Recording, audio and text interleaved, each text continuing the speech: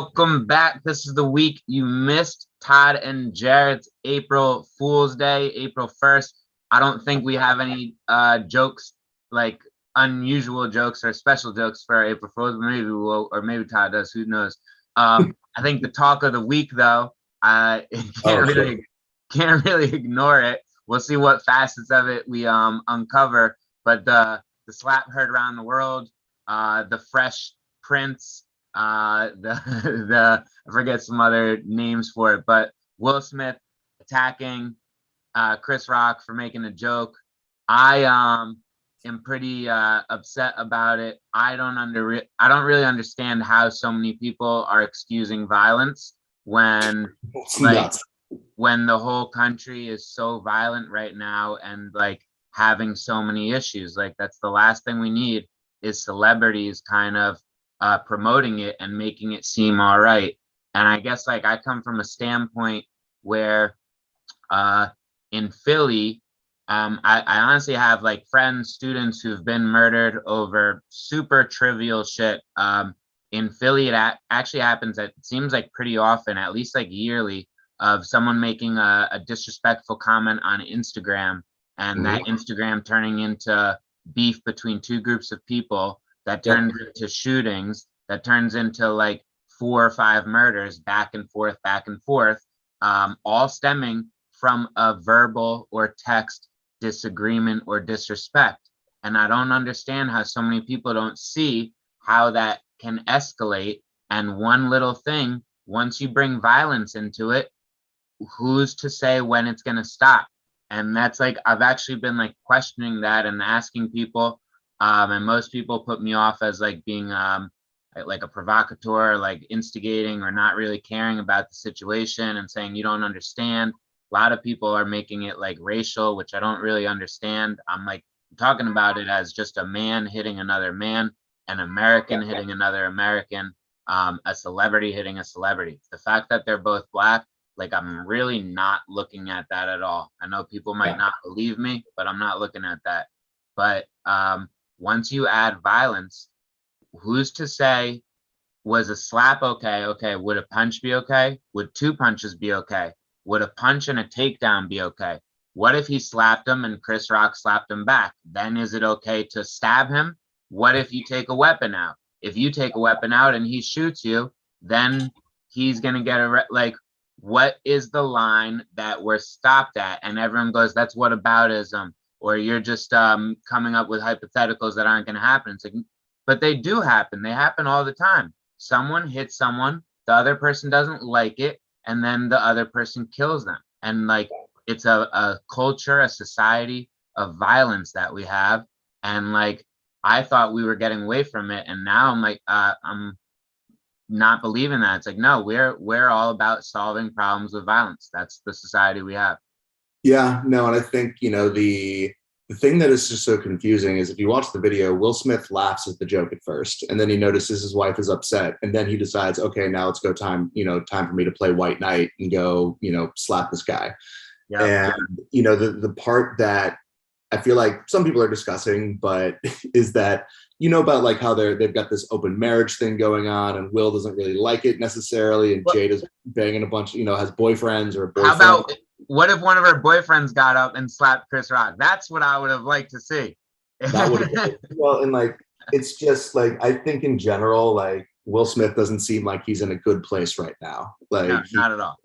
Like, he does not appear like he's in a good space. And, I feel for the guy, but again, like, I don't think like it was so, and I think Jim Carrey actually called it out really succinctly. He's like, the fact that he slapped him and then 5 or 10 or 20 minutes later, he got a standing ovation for winning Best Actor. He's like, it just shows how unserious Hollywood is and that we're all like clowns. Like that this is nuts. Like the fact that he was a vessel of love. Like well, and that's the thing too. And it's like, yeah, I think he did mean the apology, but at some point, like when people are violent, it's like, look, you don't get to like beat your wife or your kids and then give them a really sincere apology. Like, and who knows, it's not like Will Smith has a track record of publicly assaulting people. Who knows how he is in his personal life, but I know that I think as a kid he saw his mom getting beaten up on, I think, and possibly him getting beat up on by dad or other people, and it just shows when violence has been shown that this is the way we resolve conflicts in a context, that bad things happen, and that is something that is a lesson learned, and then it sort of is held on to. But I think it is just wild to think, because the thing that is also, it's like, if the racial issue, if they were like, if a white guy had slapped Chris Rock, it would have been like, that guy would have been out of the Oscars so fast your head would fucking spin, right? Yeah. Like, and if it had been two white guys, who knows? Like, because apparently they asked Will Smith to leave and he just refused. It was like, no. And it's just like, supposedly they thought about physically removing him, but they thought that could have made the situation just escalate and get worse. Oh, it would have been wild if they had physically removed him. That would have been awesome. It would have. They should have. And I do feel bad because, like, Chris Rock, someone who is an incredibly talented performer with an incredible history, this is now basically one of the most defining moments of his career. Well, he looked great. He killed it, and like he could have slammed Will after that and made fun of him the whole rest of the night or for the next 5 minutes or whatever, but he held it in and didn't say anything, and I think showed how resilient he was. And a lot of people aren't feeling any sympathy for him, which is also like a little weird. I don't understand how comedians aren't allowed to tell jokes, and that joke didn't even seem too bad. Like I understand I don't have alopecia, so I can't put myself in her position, but I don't even know if he knew she had alopecia. He was making fun of a bald woman, and like, she's beautiful. It's nothing to yeah, that's the other thing. It's like she's super good looking. Yeah, she's widely regarded to be incredibly attractive. It's like, look, you get some fucking thicker skin. Like, you're a goddamn celebrity. You're gonna get commented on. It's the life you chose. It's the life you have. Deal with it. That's bizarre to me. And then I think another aspect that I thought was super interesting, I saw it first from Kareem Abdul-Jabbar, who said, like, this was a terrible moment for so many aspects, but he was like, why does a man have to stick up for a woman when she's being verbally attacked? Even if I don't think it was a verbal attack, but when someone says something to a woman verbally, a woman, especially Jada Pinkett, a strong ass woman, can defend herself. Why doesn't she say, hey, I don't appreciate you saying that, or make a comment after the show, or like stand up and say something, whatever it might be? But why does she need a man to stick up for her? Isn't that a little misogynistic by Will Smith? Like, you have to stick up for a woman and fight over it? I don't know. It seems like a little twisted in that aspect too. The term for it is like, he white knighted. He sort of like got involved and like stood up and was like, this is my conflict to solve, when it's like, or not. Yeah.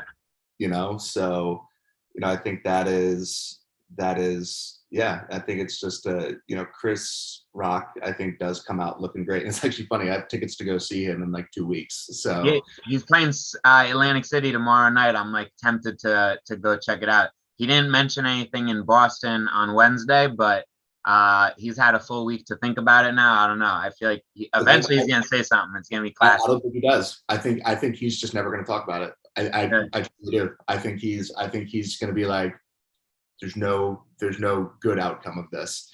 Because the thing is, as soon as he says anything, it reignites the discussion. And I think more so than anything, Chris Rock just wants everyone to forget about this, which is obviously impossible. And again, like when Chris Rock dies, this moment will be mentioned in his obituary, right? Yeah. Like it might even be the opening line, world-renowned comedian and victim of on assault at the hand of definitely Chris Rock, part of this earth at the age of 89 or whatever. Definitely huge news. That shit was crazy. But what do you have for us this week? Was there anything else that happened besides the slap? I know there was, but I don't know if like it was on the news at all. Well, and let's talk about the war that everyone was, so pumped up about and gung ho on. And look, I got my fuck Putin shirt from you, so thank you for that. Oh, there we go. Awesome. Good shit. I'm glad you got it. It does seem like the war is sort of fading from everyone's like front of mind. It's like, and it's just so funny because it's like, I feel like people were like, this isn't going to be an online slacktivist thing. Like, this is a war. This is big. We're going to care about this. This is a big issue. And it's like 2 weeks later, and it's like, okay, fine. It's like, yeah, I've seen the videos of Mariupol. I've seen the videos of Kyiv. I've seen like fine, like, yes, okay, I get it. What's the next thing for us to sort of be concerned about? Or, oh, Will Smith slapped someone, great. Like, it's just and again, and I do think the casualness with which people in the Western media are throwing around like, hey, we should basically be in a full-on hot war with Russia over Ukraine. It's like, I'm sort of disturbed by that because you guys just don't seem to give a fuck about what that could mean and like what that actually looks like. And I'm sorry, like, I wouldn't want a single American soldier, like if Putin was bum rushing into Ukraine and literally leveling cities, I still wouldn't be like that. I'd be like, that's between him and Ukraine. Like, and if Europe wants to do something about it, get involved. But I don't think any American blood needs to be shed over protecting Ukraine. Like, I just don't. Yeah. What about if he attacks a NATO country? I mean, if he attacks a NATO country, we have a treaty and we'll either honor it or we won't. I think that cross that bridge when we get to it. But look, I think we had a treaty with Ukraine in '94 that we would protect them from invasion if they denuclearize. So like, why is it okay to break that treaty but not the treaty with NATO? Because I don't think that's actually a treaty. I think it was more of like an understanding. Like, it was like in the world of global politics, whatever that agreement was is not as rock solid as our agreement that we have with NATO and like Charter 5 or whatever the Article 5 provisions of, mutual defense. Because I do think it is messed up, but I think what countries around the world are learning, and that many should be, is that you can't trust the American government. No, that's for sure. Like, there are two very good examples of Libya gave up nukes after we invaded Iraq because we said, if you don't give up your nukes, we're going to make you give them up. So choose war or give them up. And basically it was like, we'll leave you alone.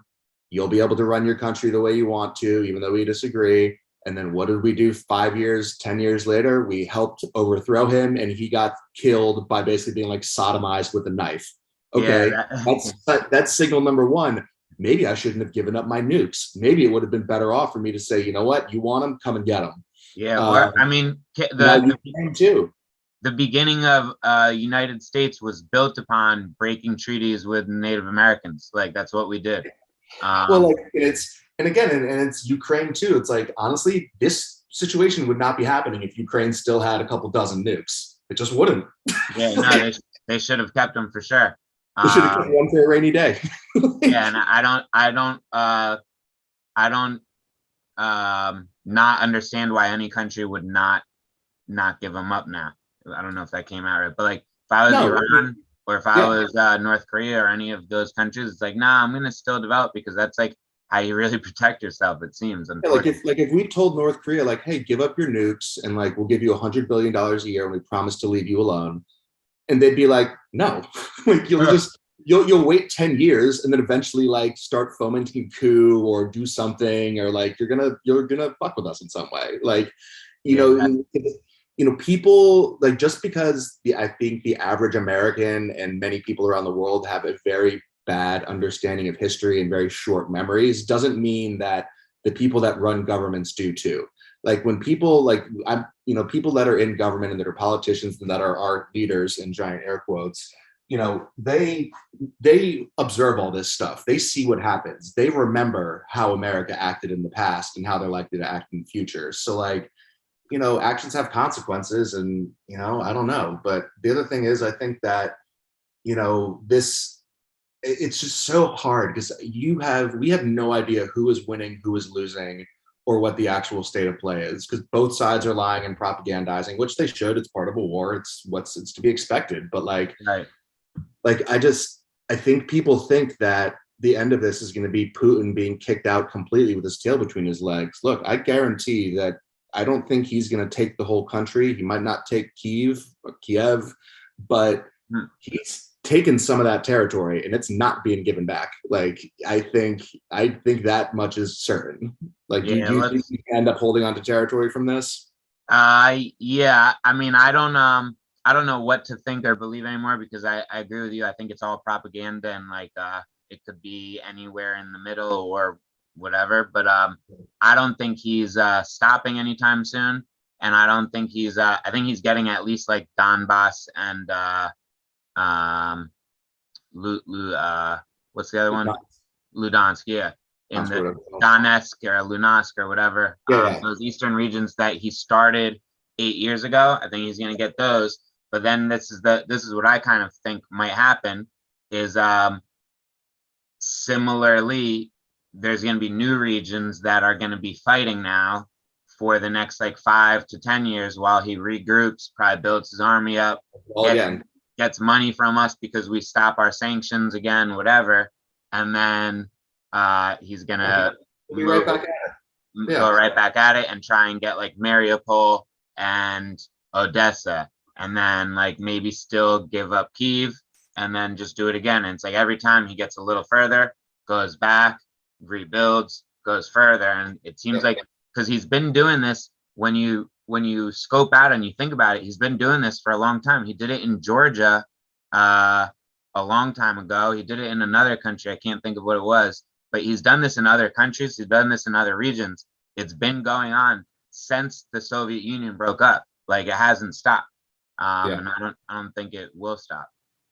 No, I don't think it will either. And I think that is the thing that I think people just don't really have a good understanding of, is like, you do not understand how people like Putin work. Like you, because the thing is, people also are calling him like, he's crazy, he's insane. How could he think this works? It's like, no. Like, if you think, like, if you dismiss an enemy as crazy, you're not going to be able to analyze them. Like, you need to understand that Putin, to some degree, is making decisions that to him seem rational and that seem like the correct decision. Like, we need to understand this from like a game theory perspective. And because people are like, well, he's losing so many troops and all this equipment, and he's like, he doesn't give a shit. Yeah, he doesn't care. Like, he doesn't care about the boys dying in Ukraine. Like, he's fine. He's fine. And like, most people don't care about anyone except themselves. I don't know why people don't think like the same about celebrities or politicians.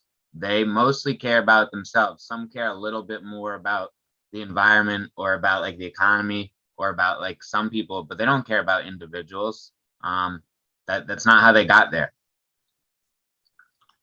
Yeah. And I think that, you know, I don't know how this is going to play out. I think it's going to be, you know, I think it's going to be going on for longer than, you know, we want, or that anyone wants. There's going to be more people that are going to die from it, and it sucks. It absolutely sucks. No, I agree, and I hope people give it more attention at points or whatever. But I think you're right that it seems like people kind of forgot about it, I guess, until it starts affecting them again with gas prices or whatever. But that's about it. I guess good little week back. I know we had last week off.